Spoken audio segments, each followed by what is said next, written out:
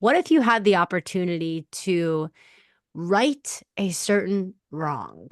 What if you were in a position where you could take a look around your community, around your neighborhood, whether it's a place you grew up in or a place you moved to later in life? What if you had the opportunity to kind of get a pulse on what some of the systemic injustices might be happening in this community might be?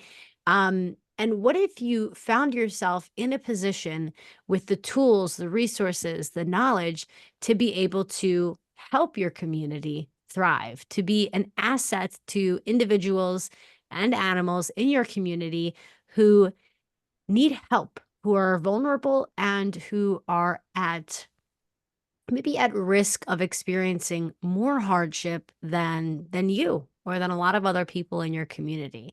That's something we're going to be talking about on today's episode, in addition to a bunch of other things. So, on today's episode of the Street Dog Podcast, we are so excited to welcome the remarkable co-leads of our Sacramento team, Dr. Cindy Karsten and Dr. Heather Schrader. They are both esteemed veterinarians. Cindy and Heather bring a wealth of experience and passion to their work and a sense of humor, as I can attest to after having spoken with them before hitting record. And they are both focused on social justice issues in veterinary medicine and providing accessible care to underserved communities. So today we're going to be talking about their inspiring journeys, the challenges that they face, and their commitment to advancing animal welfare and advocacy in the Sacramento area. So, welcome to the podcast, Heather and Cindy. Woo! Thank you, Daria. And just a quick correction, I'm not a veterinarian. I'm Oh, a registered veterinary technician in the state of okay. California. But No, thank you so much you are for you are so welcome, Heather. I would love to say this is the first time I've made that mistake on this podcast, and it's not. I do it all the time. So I really appreciate that, Heather. And I feel like, it's better to call a vet tech a veterinarian than to call a veterinarian a vet tech. So thank you for And the if correction. I can just add that there is no way these clinics would happen without Heather. So she is a phenomenal organizer and collaborator and makes this thing happen. I love So it. foundational. So Foundational. I appreciate that. As honestly as all vet techs are. Um, Thank you so much for the correction. I appreciate it. And maybe we can kind of just part of me is like, no questions. Let's just hear everyone chat and talk amongst themselves because you guys are so cool and so much fun and obviously so humble and supportive of one another. But I am going to ask you a few questions, in addition to thanking you both again for the 10 millionth time for taking the time to chat with me today. Maybe you could kind of start us off by sharing. Well, I should say that those who are listening to our podcast, for the most part, are very familiar with our mission of helping pets of people experiencing homelessness. They know that we do that via street clinics, and most of the people listening to this podcast, they are vet techs or veterinarians or social workers or individuals who are interested in social justice in one way or another. A lot of them have been to our street clinics, and I know that some of them are tuning in from California, maybe even Sacramento. So let's start things off by I'm going to ask either of you, both of you, one of you to maybe share a memorable experience from your work with the Street Dog Coalition in Sacramento that kind of showcases the impact that making veterinary care more accessible for pets, especially pets of people experiencing homelessness, has. This could be an impact on the community, an impact on a client that you served, maybe even an impact on you. So, whatever kind of impact you want to talk about, we are all ears. do you want to go first, Cindy? uh, sure, because then I don't have to follow your your beautiful storytelling. uh, it's a great question. So thank you. And I was thinking about it because I mean, what's most memorable is the relationships between people and their pets. But Yeah. one that stands out to me an experience that stands out to me and always will was it was one of our first clinics, and we had seen this dog before, and he just had horrible ears. Poor guy, just bad, bad, bad, bad, bad, bad, to the point where, like, pretty sure it made him a jerk. And he was just miserable. I mean, like, bad ear. I mean, can you imagine just like Yeah. chronic pain and discomfort, and anyone coming anywhere near you is just frightening, right? And so I was like, we are going to help this dog. Yay, right? And we gave him some, not full sedation, but, take the edge off, try to make him a little more comfortable. And I was like, we have great meds. We just got to get him in there. And even that was too much. And I was just like, yeah, but he needs this. This dog needs this. He is here. We are going to make his life better. Like, it's time for the Brutacane. And because at the same time, I'm seeing like the line of people growing longer, right? And I'm feeling bad that they're waiting. And as we're doing this, his owner is starting to get pretty upset. Not at anyone. She's just getting more and more upset to the point where she leaves. And I was like, oh, shoot. Like, it's a real miss. I was letting my need to get this medicine in this dog. I just lost the full picture of what was happening around me. I believe we were successful. I mean, in getting the meds in, were we successful fully? Not so much. But she did come back, and she got her dog back, and we had a brief exchange.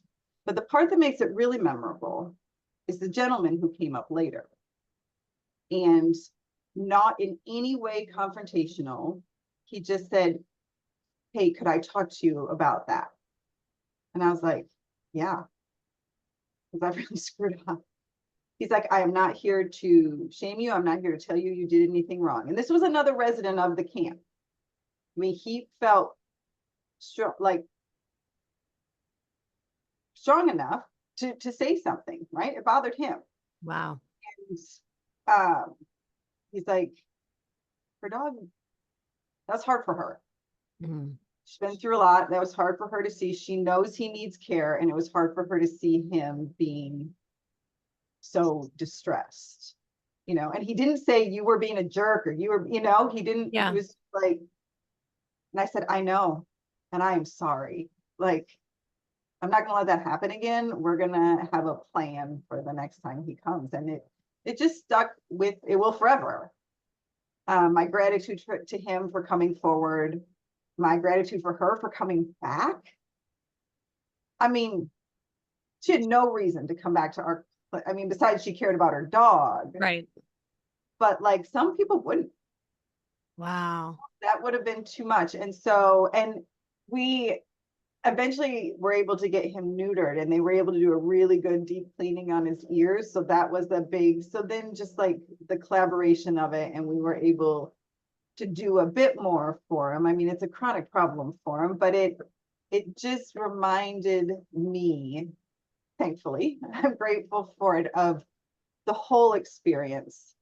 And, while, yeah, I needed to get his ears treated, if she never came back, I'd lost that fight too. Yeah. So, the ears and the relationship. So, yeah.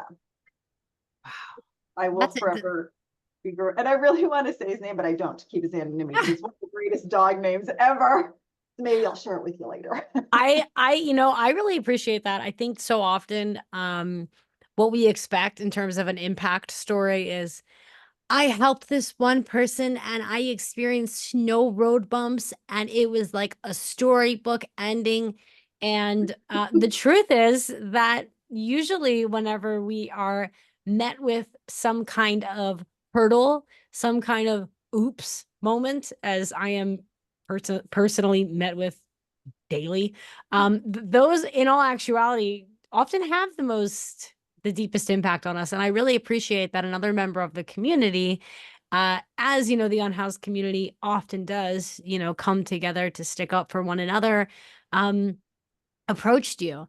And it sounds like that was a humbling experience and the learning experience. And that's kind of all you can ask for in this line of work. Heather, how about you? Have you had an impactful experience that is dropping in for you in this moment worth sharing? Yeah, we treated a couple of dogs at the same camp that Cindy was talking about for heartworm disease. And, we were very, very worried about the treatment because, as you may know, in a normal situation where an owner brings an animal who tests positive for heartworm disease, they have to stay in the hospital overnight after treatment and be confined because when the treatment kicks in, they're at risk of emboli as those heartworms die off in their body. So, typically you have to be very careful and restrict activity. That wasn't going to happen for these patients at this particular camp. And so we were worried about it, but we wanted to treat them because they were very at risk of, developing full-blown heartworm disease. And we made a plan and we collaborated with a bunch of other local volunteers and organizations that could provide the medication needed. We went out several times and did the treatments, and they did great. The patients did great. The owners were very compliant. They tried to restrict the activity of their pets as best they could. They were so grateful to get the treatment. But I think for me, that really made me realize that you have to think outside the box a little bit and just be prepared to do something in a different way. Mm. We weren't going to let their situation stop us from treating these pets that were so beloved by their owners. And just because, they couldn't restrict their activity in a hospital setting, that it's not like we weren't going to try. And in reality, these pets probably got better exercise restriction than an owned pet with an owner who maybe went to work for 8 hours a day and wasn't Yep. really watching their pet to see. And they're with their pets 24 hours a day for the most part, and they did great. And so I think that could be a teaching moment for a lot of people who maybe don't think about spectrum of care or other ways to approach a problem or a treatment that is otherwise can be very dangerous for pets. That's such a great point. And I think that so often, one of the things that stood out to me with the story that you shared is this idea of this, misconception that people who are not in the work that we do have when it comes to individuals who are unhoused and their pets, and this idea of them being less capable or able to take care of their animals or to love their animals rather, because of their housing status. When the fact of the matter is that ultimately, they are in many ways able to love and socialize and care for their animals just as well as individuals who are in homes. In some ways, maybe better. In some ways, financially, not so much, which is where we come in. And I think what I'm taking away from this conversation and what I kind of think about all the time is how our clients at our clinics oftentimes have a lot of different factors working against them. Whether it's because of the fact that, and I've said this on the podcast before, we have had individuals who experience homelessness come to our clinics for so many different reasons. from, experiencing a tragic accident where they have slipped into a coma and they've woken up and they've no longer had an apartment to go back to because they couldn't pay their rent, to just individuals who, because of the COVID crisis, lost their jobs and didn't have the luxury of working from home, like individuals like me had the luxury of doing. So there are so many different factors at play that I think contribute to the housing status of our clients. And I know what they love most about coming to our clinics is the fact that we don't judge them. We don't ask them too many questions about how they, lost their home or why they're living out of their car or, why they're in transition housing. They just receive the care they need without judgment. So I'm curious to know, maybe Cindy, you can shine a light on this. How do you approach teaching and mentoring veterinary students, the next generation of individuals who are hopefully kind of carrying this torch forward, this no judgment approach to veterinary medicine forward? How do you approach teaching and mentoring them to ensure that they kind of grasp the importance of social justice issues when it comes to veterinary medicine? I mean, I tell them they do it or they're not going to be veterinarians. I mean, I threaten them. No, I'm just kidding. I'm just kidding. No, Love it. Love yeah. it. I find force from my last stories, you can tell, to be very impactful. No, I mean, first and foremost, just the fact that we can have these clinics is Yeah. really amazing because we have a few other opportunities there, and we're getting more of them here in Sacramento and Davis for students to do more access to care work, provide incremental care, different. Because when I went to vet school, very little of that, and it was all you're being trained in a tertiary referral hospital, which is not where most people receive care for their pets. Like, it's for getting very large, the majority of the pet, companion space. Like, that's not most people. Right. So just having this opportunity because for me, when I think about my journey from vet school to where I am now, just a couple of years, is how my beliefs have changed because I got to experience it, right? There's nothing, I don't think there's any, I don't have to teach that. When you see people and the way they talk about their pets, the way they interact with their pets, the stories they can tell you of how long they've had their pets, right? Like, it's the constant thing throughout their life where everything else has changed or fallen apart. They have their pet has been with them. That, I think, alone, I'm like, Yeah. at that point. So just being there to support them, and then we're very clear, as like part of our orientation for the students who come to our clinic, is that, introduce yourself, start with your name. And I said the most important question we want to ask and get answered for the day is, how are you doing, and what is it that we can do for you today? Like, what's your concern? What are the things you want to address? Because, we're trying to make it, very much contextualized care and include the owner in the care of their pets. So we really, in our introduction, I was like, take the time to talk to the person, introduce yourself, find out their name and what their concerns are. So we start there. And then there's one teaching moment that stands out for me. And this was actually before Street Dog was here. I was working at the student run clinic for people experiencing homelessness. It's been around in Davis for, I don't know, 30 some years, or in Sacramento rather. And the students asked me, they're like, when is it neglect, and when is it sort of like, when you see a pet who doesn't have what they need, like there's clearly a medical issue going on that hasn't been addressed, Like, when do you start thinking about neglect or even Right. abuse? Right. And I was like, well, I don't start thinking about that till I've answered all my questions. Yeah. Right.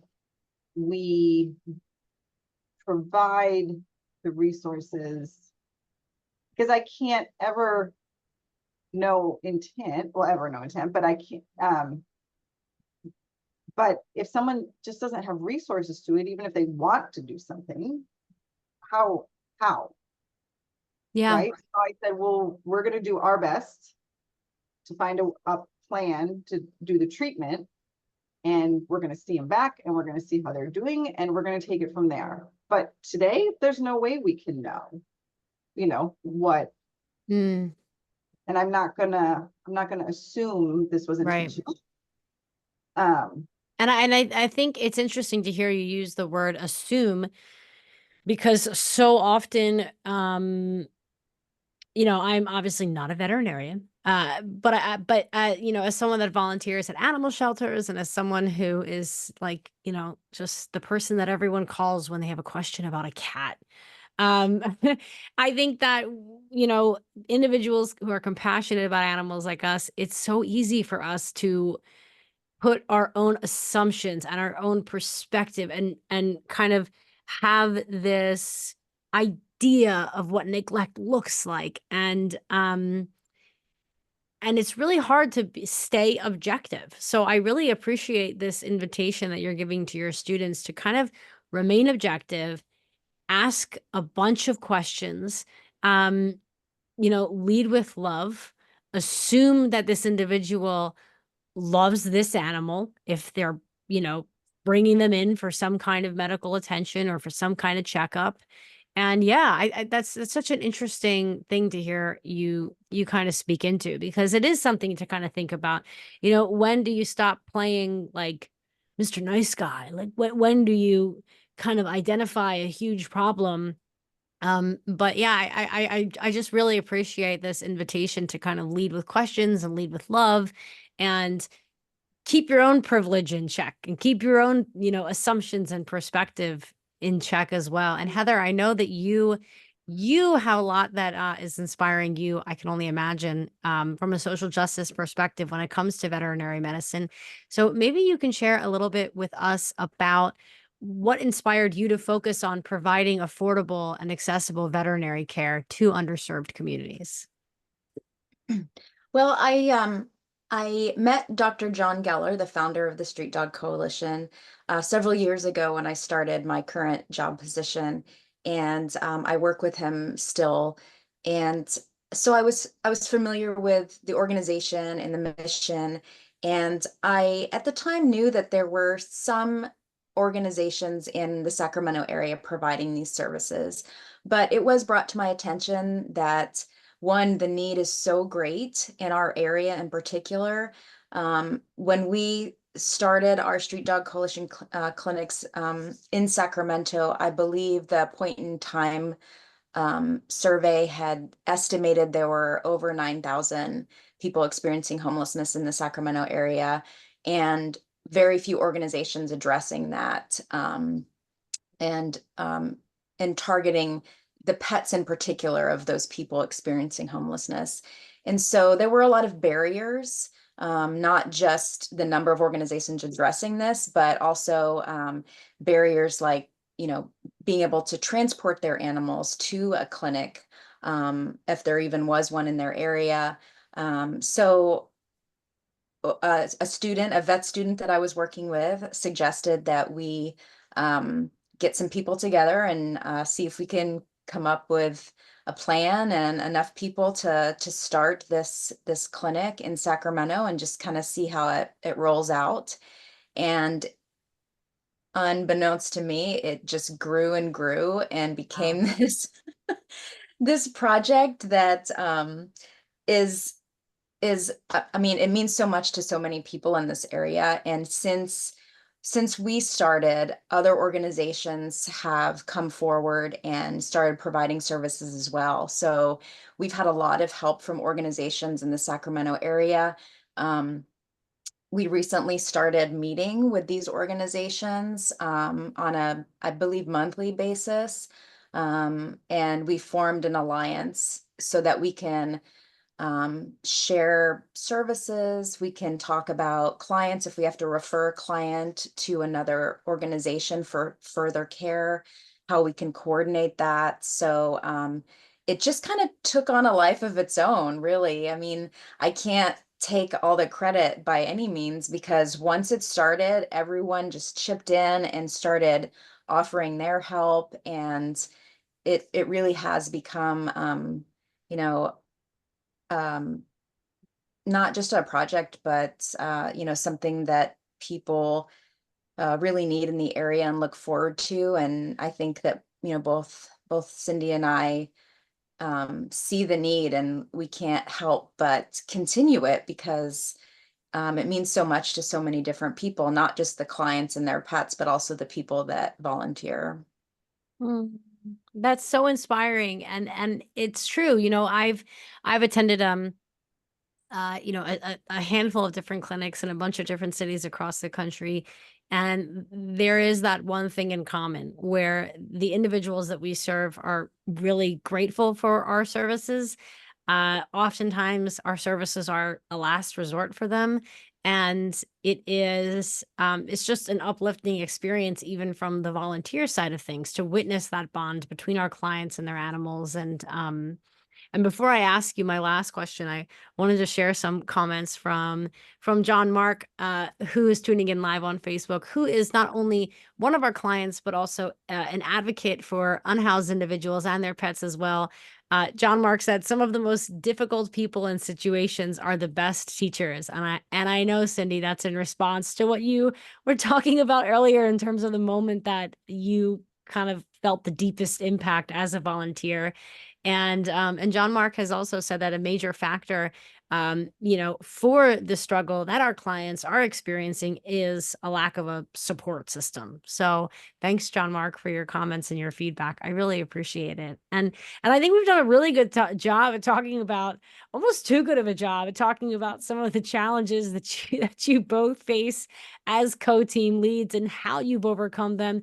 So my last question as we wrap up here is, maybe you could kind of just shine a brief light on some of the initiatives or projects that you're working on to promote our clinics and our services in the Sacramento area, and how can people get involved so that they can link arms with you and be a part of these initiatives and volunteer their time and their talent as well.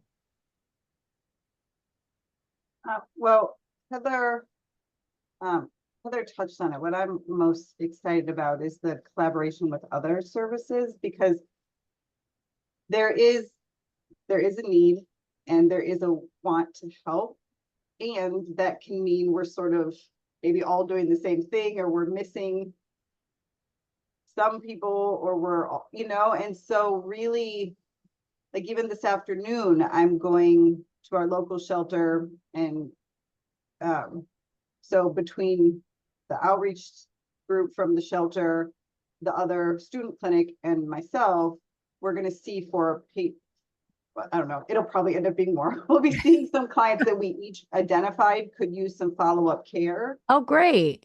And then but from there, we're going to be like, how can this work moving forward? Like, what are the strengths of each organization and what are the weaknesses that maybe that is a strength of someone else? So that's what we're trying really hard to identify, because the need will, unfortunately, at least at this time, the need is outpacing the ability to do something. Right. So how can we be more efficient? What can we do? How can we gather more resources? What are the gaps? How do we fill them? Is really where we want to go. Because I mean, and by listening to people whom we're working for, right? Our clients, what is it that you need? What is missing? What is the big, because I have my ideas of what those are, but that's coming from the provider side. Right. I don't know what I don't know. So, also getting feedback there. And so the one thing I forgot to mention, which seems crazy because I talk so much, but I did forget to mention that when you asked about like teaching, is remembering what the students are also teaching me, Oh, wow. which Heather, it reminded me of, I completely forgot about the heartworm dogs. But what I remember from that is when we took a paramedic out with us who actually, I think if I recall this correctly, he may correct me if he ever hears this, was he was on a trajectory to med school. He just started med school last week. Oh, wow. He would come out with us. He was actually our liaison. He was working for a human medicine street group who was providing medical care to people and noticed that people had dogs. And so that's how we would get contact with people, because they really trusted him. And then he would bring us in but he would always be there so that we had a trusted partner. And when we would go out to treat the heartworm dogs, he brought coffees for people. Oh, I mean, he brought treats for the dogs because right. he is who he is. And he brought coffee and he brought human food. And I was like, well, how have I missed this? Yeah. Right? Like, Just and that kindness. Right. yeah, yeah. And, so the students also, I think they all bring their own experiences. And so also being open to that I'm also a learner. I'm not just Hmm. the mentor. So anyways, that's our initiatives of trying to be a more cohesive group. And then, like, does that open up some funding opportunities for us? Yeah. Because, that challenge is always there. And then Heather, you have much more to add on this, but how people can be involved is, if you can't donate your time, which is fine, we do have an Amazon wish list. You can also reach out to us directly on things we can use. We can always take monetary donations, because there's things we can't do, dentals, for instance, like I Right. can't roll up with the dental machine. Wouldn't that be great? Which is a lot of the care that we see, or just things that are beyond and should be beyond the care that we can offer at one of our pop-up clinics. So allowing us to refer those cases out to really, Mm. to provide the full scope of care. And then we can always use volunteers, and you don't have to know about animals. Yeah. Everyone knows about people.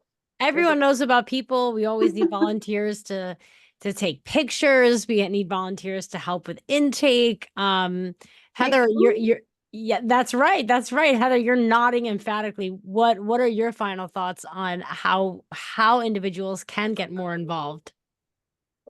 Yeah, like you said, they don't have to be, well versed in animal handling or animal medicine. They just need to have an open mind and, want to join us and help people who really need it. And Mm. like you said, they can take pictures, whatever makes them feel comfortable. They can talk to people. I mean, just having somebody to listen to them sometimes talk about their pet. People love to talk about their pets. Everyone knows that. And, just connecting with people. One of the collaborations that we've really focused on recently is joining with some wellness centers in the area that provide care and services to the people experiencing homelessness in Sacramento, and they offer things like laundry services and human medical services, just a place to chill out, charge their phone, get a snack. It's been really important for us to work with these organizations recently, just because there's been a lot of challenges, Yeah.